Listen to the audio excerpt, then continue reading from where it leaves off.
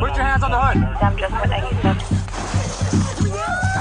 The crack epidemic had a devastating impact on the black community in the United States during the 1980s and early 1990s. It involved the surge in use and distribution of crack cocaine, a cheaper and more potent form of the Class A drug. For many African people in the U.S., community and family life has never rebounded from the complete and total destruction caused by this dangerous drug. I'm Salifu, and today African Stream is taking a look at what created this surge. Because crack doesn't make itself, and cocaine doesn't just grow on trees in the United States. So how was this drug able to take over our communities? This is the most addicting thing that probably ever existed in the world. The answer to this question can be found right at the intersection of anti-communism and racism. So let's take a quick journey, a little field trip. Enter Central America, right below Mexico.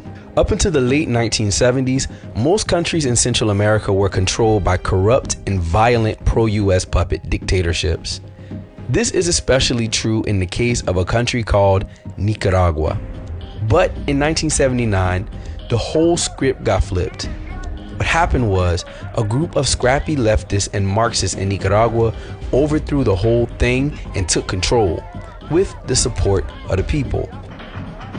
This created a huge issue for the US. See, if you don't know anything about the United States of America, you need to know that the US loves itself some good old-fashioned capitalism.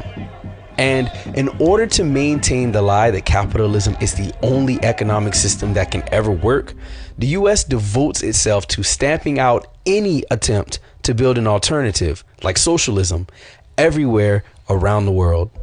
So this group of revolutionaries in Nicaragua who had just come to power were proposing the redistribution of land while nationalizing banks and providing free healthcare and education. So yeah, in the US's eyes, they had to go. Then President Ronald Reagan, who many of us know as the devil himself, started throwing his full weight behind discrediting and destroying the Sandinistas. Part of his strategy was working with bands of guerrillas in Nicaragua and funding them to help them take on the Sandinistas. This group was known as the Contras, and boy, did Reagan love them. But not everyone loved the Contras the way he did. The US Congress, for example, was not down with the idea of sending billions of dollars to Central America to support civil wars. A chairman of the House Intelligence Committee offered an amendment, quote, prohibiting the use of funds for the purpose of overthrowing the government of Nicaragua, which became law on December 21st, 1982. This put Reagan in a pretty tough position. He had already made all these promises and commitments to his Contra boys down in Nicaragua, and now he had the whole country telling him, nah. So he had to come up with something quick. This is about to get crazy, but stay with me. On the other side of the world, Reagan and the CIA formed a partnership with an Iranian businessman. The deal was the US would sell arms to him in Iran, and in exchange, that money would be used to fund the Contras. But here's the thing about anti-communists. You can usually depend on them to be pretty shady people. And anybody that's willing to fund anti-communist bloodshed in another country is definitely willing to turn a blind eye to messed up stuff going on in their own. So, in Nicaragua, as the missiles were unloaded from the planes, they were being replaced with duffel bags and boxes. And what was inside those duffel bags and boxes, you ask? Cocaine. The purest. When those bags and boxes found their way back to the US, they conveniently found a home in the hood, where it created an entire underground economy involving hood famous figures like Freeway Ricky Ross. For years, the details of this drug trafficking affair were difficult to pin down. Thanks to journalist Gary Webb, author of the Dark Alliance article series, today we better understand just how involved US agencies like the CIA and the Office of the Presidency actually were. According to Webb's research, the US government was allowing the sale of cocaine in inner city, predominantly black neighborhoods to fund the fight against communism abroad. Back in the black community, a community that continued to suffer the ravages of enslavement, segregation, and struggled the hardest under the weight of US capitalism. This economy built on cocaine birthed opportunities for some and took life from many. With cocaine came a wave of addiction and health issues, the disintegration of families, and violent turf wars in our neighborhoods. For decades after the Contra War in Nicaragua, a new war would continue to be fought on the streets of the United States. The victims, African people. This war, the war on drugs, led to the Anti-Drug Abuse Act of 1986, an act that was nowhere near as innocent as it sounds. Through racist pseudoscience, US media and policymakers created a boogeyman-like distinction between crack and cocaine. Cocaine was just the powdery stuff that white folks used to have a good time. Crack, though, became known as the notorious rock that turned men into beasts.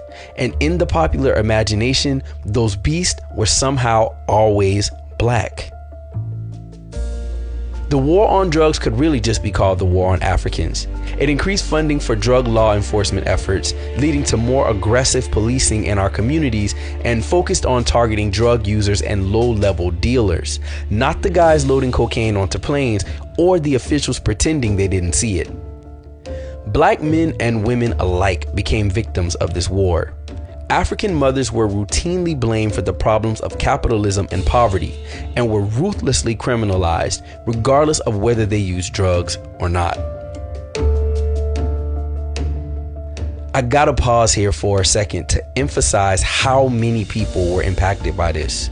Through the 1-2 punch of the war on drugs, followed by the 1994 crime bill, which was authored by current US President Joe Biden, between 1975 and 2019, the US prison population jumped from 240,000 to 1.43 million Americans.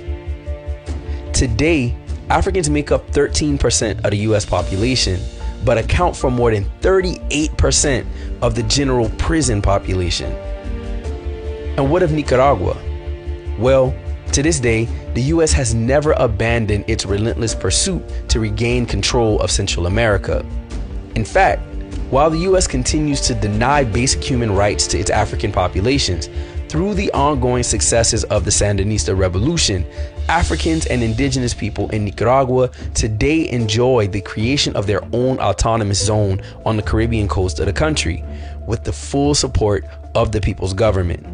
It's a bit of hope tied by string to a history marred by death and destruction. Long live the Sandinista revolution, and long live the struggle for African sovereignty in the Americas.